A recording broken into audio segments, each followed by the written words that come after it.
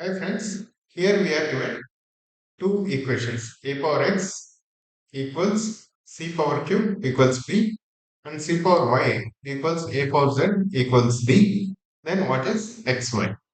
Right. These equations look clumsy, but this is a very straightforward question. We just need to gather this x and y together. Let's see how. A power x equal to c power q equals b and c power y equals a power z equal to D. Great. Let's take this part. C power y equals a power z. What does that mean? C equals a power z by y. Great.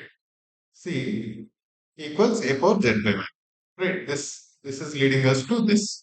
Right. Now what is C power q? C power q is a power z by y whole power q, which is a power z cube by y. This is this. C power cube is a power z cube by y. But what is C power q? C power q is actually a power x. A power z cube by y is actually equal to a power x. What does that mean? Z cube by y is equals x. Z cube by y equals x. And xy is when we do cross multiplication, xy is equals qz.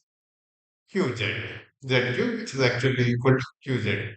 Don't get confused with lot of times. This b and this d they are given extra, which we did not even use. Right? B and d are not needed. Just that they were added to confuse us. Okay. Thank you, guys. When we are given such equations, we just need to understand what we want and how do we use these ones to bring together x and y together. Thank you, guys.